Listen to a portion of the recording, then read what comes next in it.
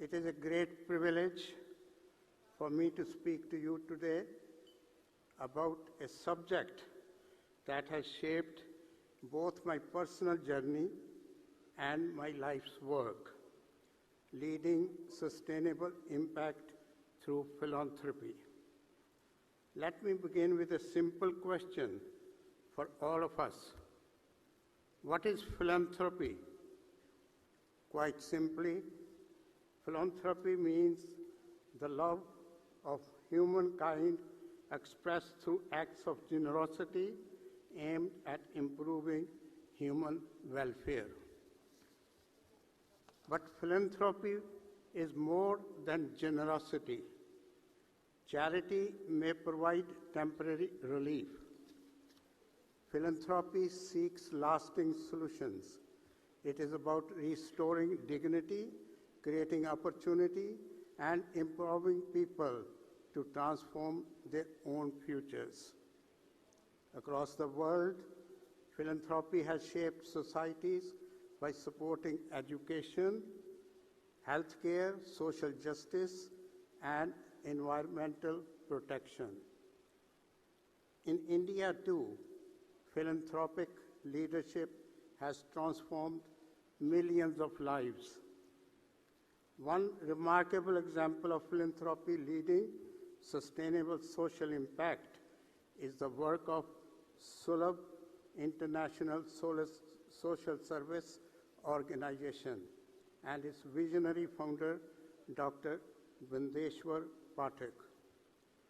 Dr. Pathak's work is a powerful reminder that philanthropy does not always begin with wealth.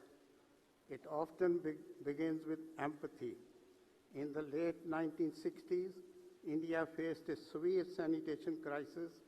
Millions of people lacked access to safe toilets and the practice of manual scavenging, where individuals often from marginalized communities were forced to clean human waste by hand. Manual scavengers lived under extreme social discrimination and humiliation. They were denied dignity, opportunities, and social acceptance. He realized that the problem was not only social prejudice, but also the absence of proper sanitation infrastructure. Without toilets, the cycle of manual scavenging continued. He founded Sulabh International with a mission to eliminate manual scavenging and improve sanitation across India. Over the decades, the organization has built millions of household toilets and thousands of public toilet complexes across the country. Today, Sulabh's work is recognized globally as one of the most successful sanitation movements in the world. It demonstrates how philanthropy combined with innovation can, from sanitation to social empowerment. Ladies and gentlemen, my own journey into philanthropy did not begin with an organization or a strategy. It began with my mother. When I was a young boy, my father passed away after suffering from tuberculosis, and my mother, Pushpavati Loomba, became a widow. At that time, widowhood in many parts of society carried not only grief, but also social restrictions. Soon after my father passed away, my grandmother, who herself was a widow, told my mother that she must remove her bindi, take off the jewelry, and change into plain white clothes. My mother had been a vibrant woman. She loved colors. She wore jewelry like most married women in India. But within hours, everything changed. The colors disappeared, the jewelry was removed. Society had decided that a widow must live differently. As a young child, I did not fully understand the customs or traditions, but I understood something else. I could see the pain in my mother's eyes, and that moment stayed with me. Years later, another moment changed my perspective forever. It happened on the day of my own wedding. Like most Indian weddings, the ceremony was filled with joy, rituals, and celebration. Family members gathered around the sacred fire, the Vedi. My mother was present, naturally proud and emotional on her son's special day. The priest who was conducting the wedding ceremony asked my mother to move away from the Vedi. Why? Because as a widow, she could bring bad luck to the newlywed couple. Imagine the moment. A mother who gave me a birth, educated me, and always wished me well, how she could bring me bad luck. A mother attending her son's wedding with pride, and she was asked to step aside. At that moment, I realized something very clearly. Widowhood was not just a personal tragedy, it was a social injustice. No woman should lose her dignity simply because she has lost her husband. As I grew older and traveled around the world, I discovered something deeply troubling. My mother's experience was not unique. Across many societies, widows face economic hardships, social stigma, and discrimination. Today, there are more than 258 million widows worldwide, and millions live in poverty and exclusion. Yet for many years, widowhood remained largely invisible in global policy discussions. Widows were rarely mentioned in development agendas or social programs. And I began asking myself a simple question: if no one speaks for widows, who will? That question led me to establish the Loomba Foundation in 1997 in memory of my mother. Our mission was clear: to empower widows and support their children through education and advocacy. We believed that the most powerful way to transform a widow's future was through the education of her children. When a husband dies, the financial security of the family often collapses. Children are forced to leave school and enter low-paying work. Education breaks that cycle. Through scholarship programs, the foundation has supported thousands of children of poor widows in India. Education is one of the most powerful forms of philanthropy. But education alone was not enough. We also needed to bring global attention to the issue of widowhood.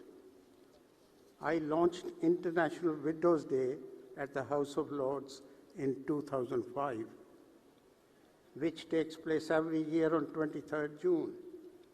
After our tireless campaign, the United Nations adopted 23rd June at its 65th General Assembly in New York in 2010. It is a significant day, as it was on this very day that my mother became widow in Punjab in India in 1954. Today, this day shines a global spotlight on the challenges widows face and encourages governments to act. For the first time, widows were no longer invisible. From this journey, I have learned 3 important lessons about sustainable philanthropy. First, empathy must guide action. Real change begins when we truly understand the experiences of other people. Second, innovation creates impact. Solutions must be practical and scalable and sustainable.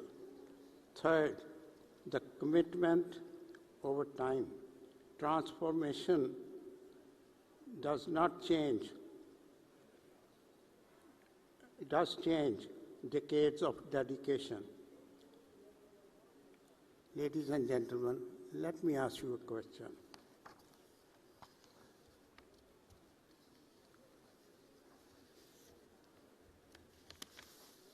How many lives could we transform if every one of us committed to supporting just one vulnerable family of a widow? Imagine the possibilities. My journey into philanthropy began with a woman who lost her husband, who was asked to remove the colors from her life, who was asked to step away from her own son's wedding. But to me, my mother was never a symbol of misfortune. She was a symbol of strength, courage, and resilience. Philanthropy is not about giving money. It is about giving dignity, opportunity, and hope. And let me leave you with one final thought. The true measure of a society is how it treats its most vulnerable members. If we remember that principle, we can build a world where widows, their children, and all marginalized communities live with dignity and opportunity. This is the true meaning of leading sustainable impact through philanthropy. In conclusion, ladies and gentlemen, when my father passed away, my mother, Pushpavati Loomba, lost her husband. But society expected her to lose something even more important, her identity, her dignity, and her place in the community. That experience changed the course of my life because I came to believe something very strongly. Widowhood should never be invisibility. Every widow deserves respect. Every widow deserves opportunity. And every child of a widow deserves future. Through the work of the Loomba Foundation, we have taken steps to that vision. But the journey is far from complete. So I leave you with this thought. If compassion becomes action and action becomes commitment, philanthropy can change the destiny of millions. Let us work together to build a world where no widow is forgotten and no child is left behind. Thank you.